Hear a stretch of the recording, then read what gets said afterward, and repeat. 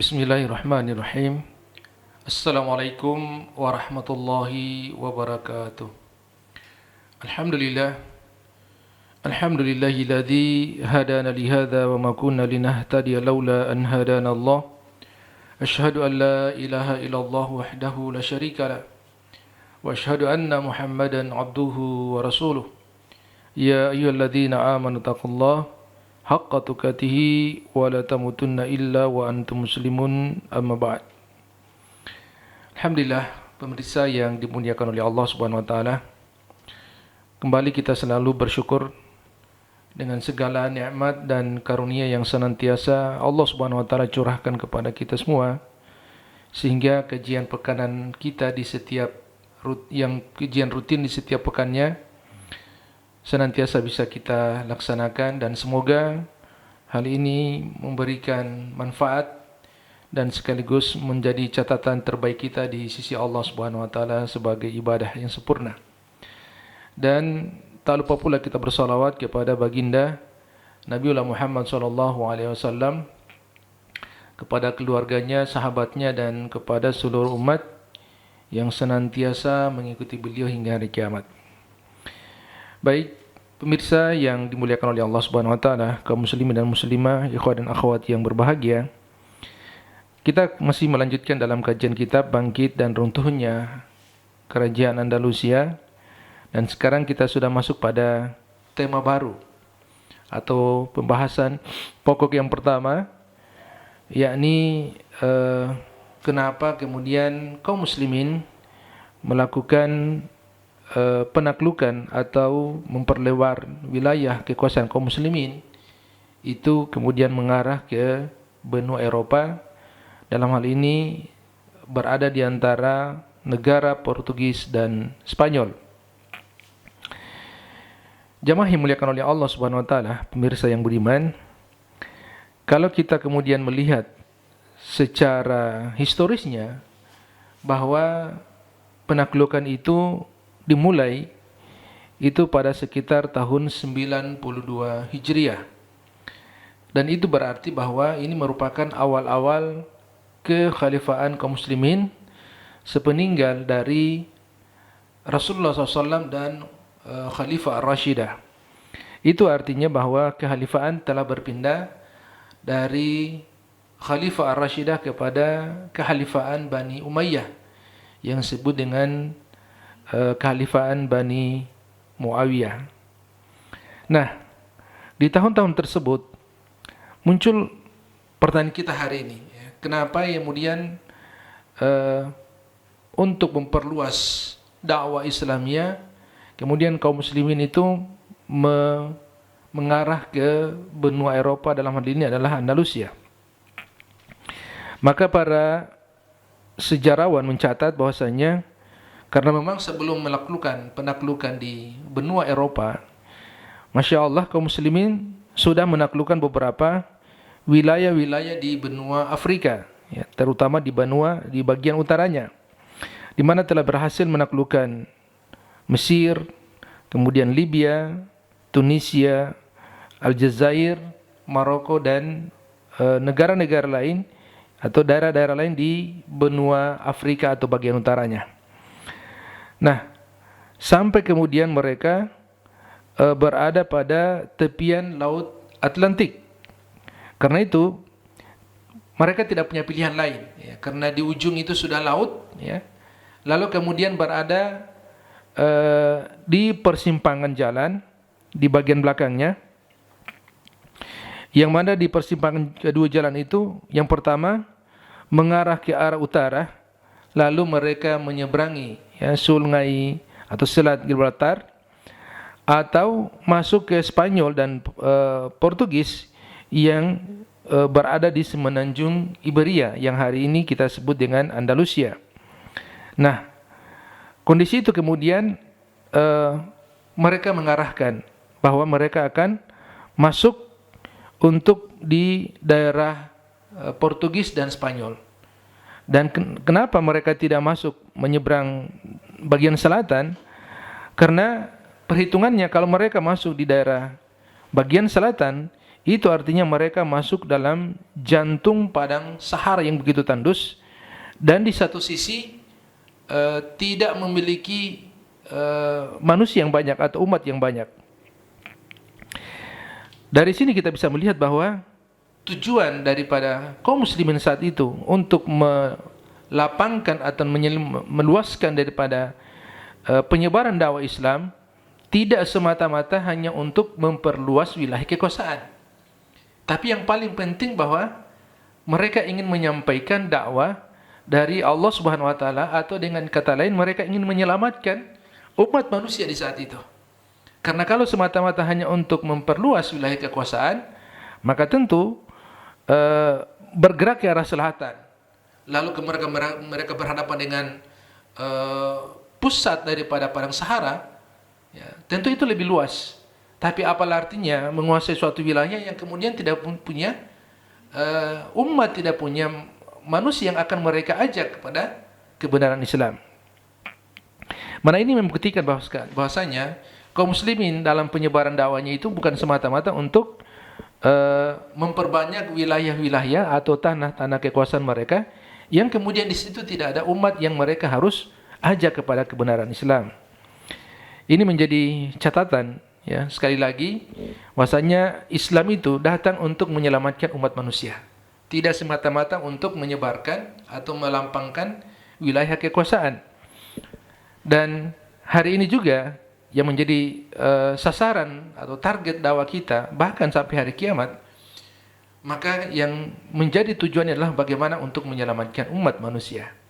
Dan ini karena kita bagian daripada pelanjut risalah Rasulullah SAW, sebagaimana yang Allah Subhanahu wa taala titahkan di dalam Al-Qur'an yang mulia, di mana Allah Subhanahu wa taala berfirman, "Wa ma arsalnaka illa rahmatan lil alamin." Bahasanya Nabi SAW itu tidak diutus oleh Allah Subhanahu wa taala melainkan untuk membawa kedamaian bagi seluruh alam. Jadi ini menjadi satu hal yang perlu untuk di stressing atau digarisbawahi, bahwa menyampaikan dakwah Islam itu tidak ditujukan kepada umat Islam saja, tetapi untuk semua manusia. Walaupun kemudian ada skala prioritas. Kalau kemudian umat kita hari ini yang masih awam, yang masih jauh dari agamanya, itu mungkin yang akan menjadi sasaran utama. Ya, tetapi keluar daripada itu, bahwa syariat Islam ini ditujukan kepada umat semua manusia. Dan siapapun yang mengambil peran di dalam penyampaian dakwah itu, maka pada hakikatnya mereka berada dalam generasi terbaik. Sebagaimana yang Allah Subhanahu wa taala sebutkan dalam surat Al-Imran, ya. Kuntum khaira ummah ukhrijat linnas ta'muruna bil ma'ruf wa tanhauna 'anil munkar wa tu'minuna billah. Maka orang-orang yang mengambil jalan dakwah itu disebutkan langsung oleh Allah sebagai sebaik-baik manusia. Kuntum khaira ummah. Nah, mereka dikeluarkan untuk menyampaikan kepada semua manusia. Ukhrijat linnas. Ya, bukan ukhrijat lil muslim atau mukmin misalnya, tapi linnas, untuk semua manusia. Apa sasarannya? Apa targetnya? Adalah ta'muruna bil ma'ruf wa tanhauna 'anil munkar. Untuk mengajak kepada kebaikan dan mencegah kepada kemungkaran. Nah, ini menjadi hal yang menjadi perhatian kita hari ini, agar kalau kita ingin mengambil atau memposisikan diri kita sebagai orang-orang yang baik, maka ambillah jalan dakwah ini. Walaupun kemudian sasaran targetnya akan bervariasi, ya, tergantung apa yang menjadi medan dakwah kita. Walaupun tidak serta-merta dakwah itu harus berhadap-hadapan. Ada orang yang berada di belakang layar, tapi dia merupakan bagian daripada pengembangan dakwah, dan itu juga bagian daripada orang yang berdakwah. Sebagaimana kata Rasulullah, bahwa ada orang-orang yang mungkin tidak ikut berjihad, ada orang-orang yang tidak terlibat langsung dalam peperangan, tetapi dia menyiapkan logistik, menyiapkan segala sarananya. Walaupun dia tidak ikut, maka mereka bagian daripada orang-orang yang pergi berperang atau pergi berjihad itu. Ini agar kita memiliki suatu pemahaman yang luas, bahwa menyampaikan atau mendakwakan Islam itu tidak mesti langsung berhadap-hadapan atau tidak mesti langsung turun di jalan. Tetapi kita mengambil atau membantu atau memfasilitasi orang-orang yang terlibat langsung dalam dunia dakwah, maka insya Allah kita juga bagian daripada pengembangan dakwah itu sendiri. Baik pemirsa, ikhwan dan akhwat kaum muslimin dan muslimat yang muliakan oleh Allah Subhanahu wa taala.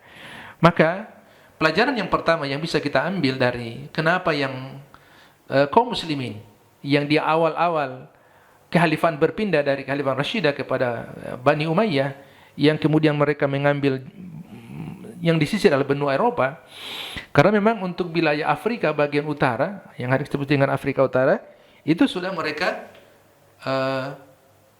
kembangkan, mereka sudah lapangkan daripada jalan dakwah di sana. Maka mereka ingin mengambil jalur lain karena sudah mereka berhadapan dengan Laut Atlantik.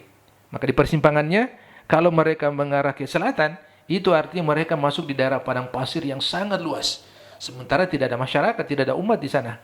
Maka mereka harus masuk daerah benua Eropa yang itu akan melampangkan Islam pada akhirnya.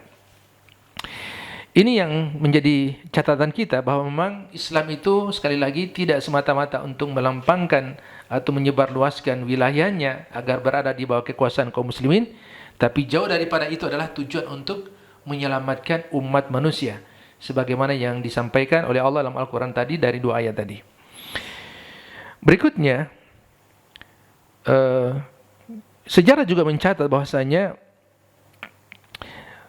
kaum muslimin dalam hal pengembangan daripada dakwah itu mereka benar-benar memiliki militansi yang sangat kuat.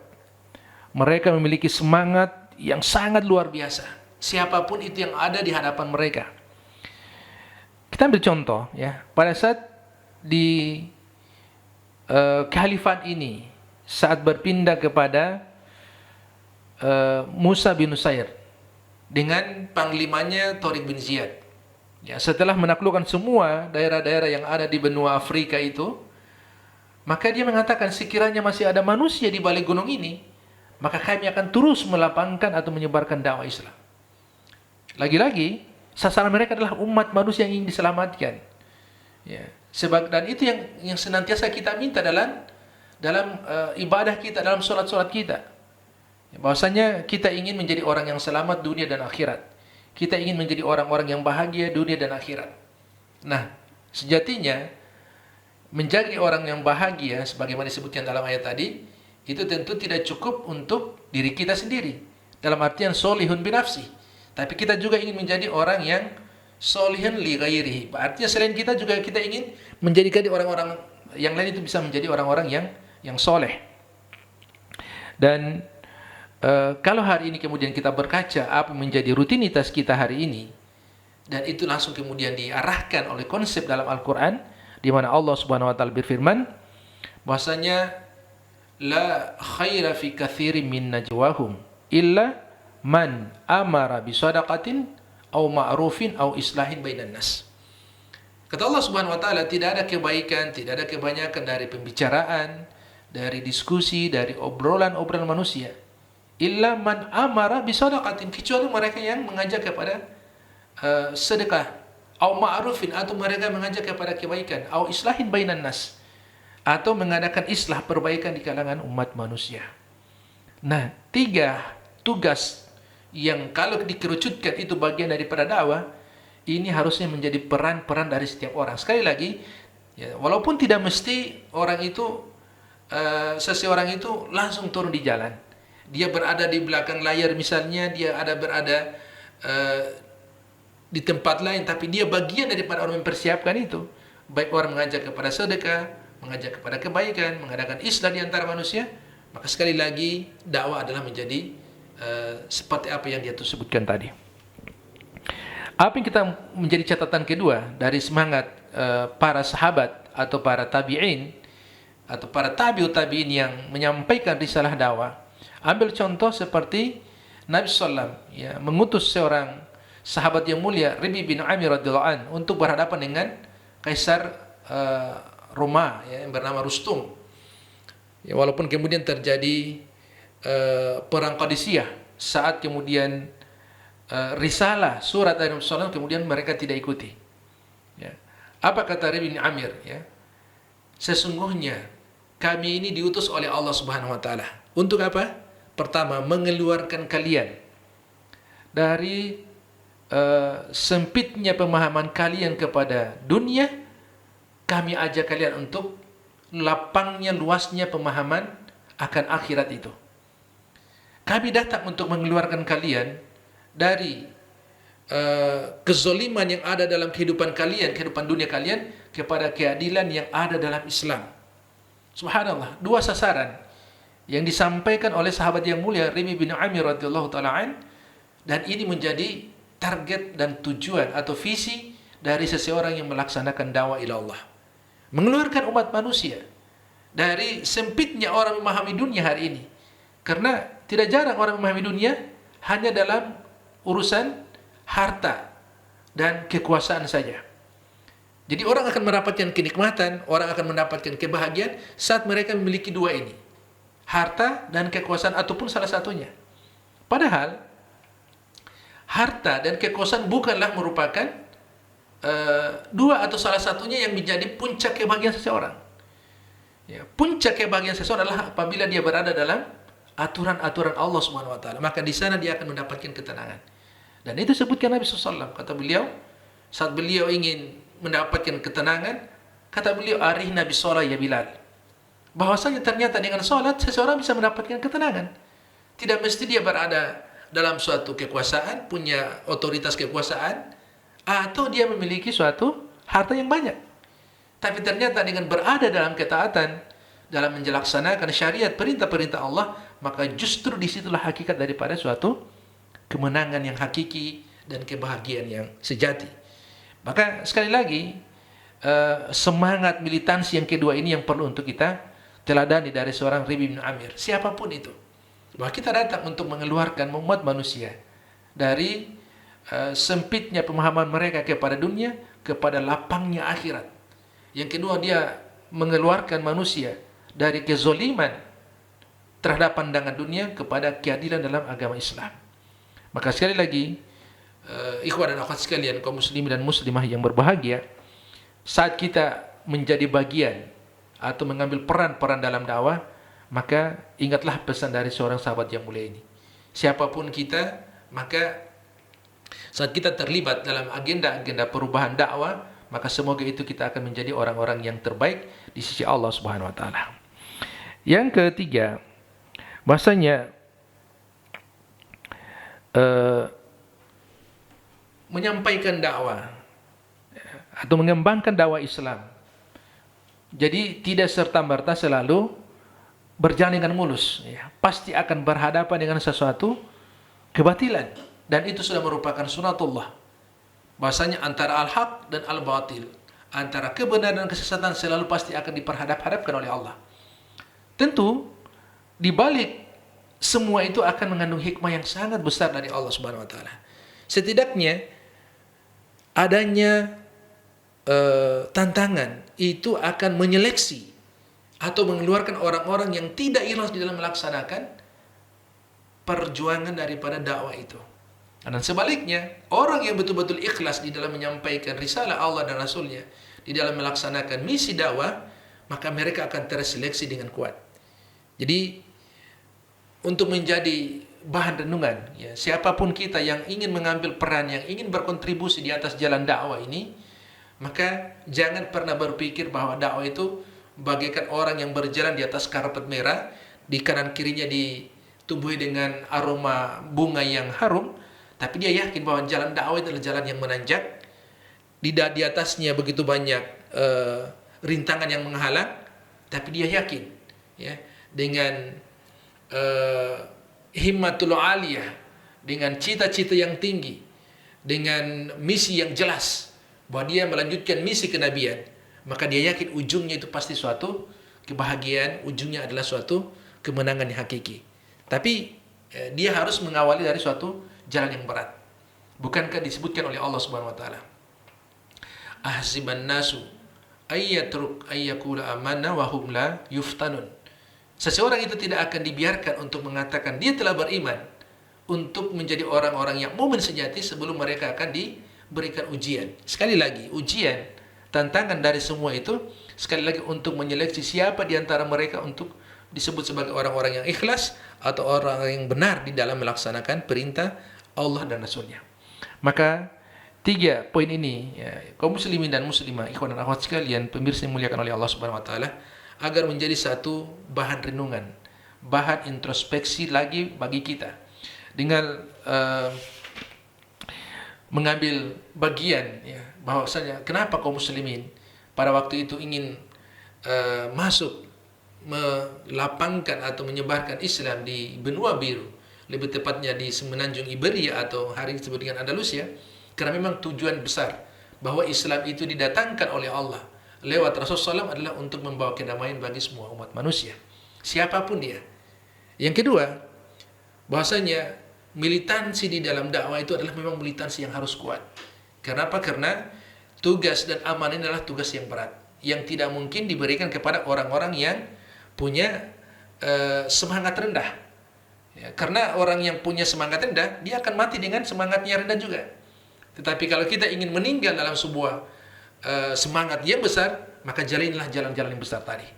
Ya, sebagaimana kita sudah contohkan tadi pada sahabat mulia Ibnu Amir. Dan ketiga, yakinlah saat kita melaksanakan dakwah, saat kita mengambil jalan dakwah ini, yakinlah bahwa di atas jalan dakwah itu adalah jalan yang sangat berat. Tapi kita yakin itulah jalan yang selalu menyeleksi siapa orang-orang yang ikhlas, siapa hanya orang-orang yang ingin mendapatkan pencitraan semata di hadapan manusia. Kita yakin dengan Allah Subhanahu wa taala dengan ayatnya, wa ma umiru illa liya'budullaha mukhlishina lahu-din hunafa. Kita berbuat semata-mata karena Allah, semoga dengan jalan itu kita akan mendapatkan kebaikan yang sempurna di sisi Allah Subhanahu wa taala. 3 poin ini semoga memberikan suatu bahan pelajaran, hikmah yang besar dari materi tentang kenapa harus penaklukan atau kenapa harus pengembangan dakwah kaum muslimin harus mengarah ke benua biru yang dalam hal ini adalah di kerajaan Andalusia. Hal ini semoga bermanfaat dan insya Allah menjadi bahan renungan bagi kita semua ke depannya. Kita sama-sama memohon kepada Allah Subhanahu wa taala semoga kita tetap dikuatkan, diteguhkan di dalam jalan dakwah sampai kita kembali dalam keadaan yang terbaik, husnul khotimah. Kita tutup subhanakallahumma bihamdika asyhadu an la ilaha illa anta wa nastaghfiruka wa atubu ilaik. Wa sallallahu nabiyina Muhammadin wa ala alihi wa ashabihi sallam wa akhiru da'wana alhamdulillahi rabbil alamin. Assalamualaikum warahmatullahi wabarakatuh.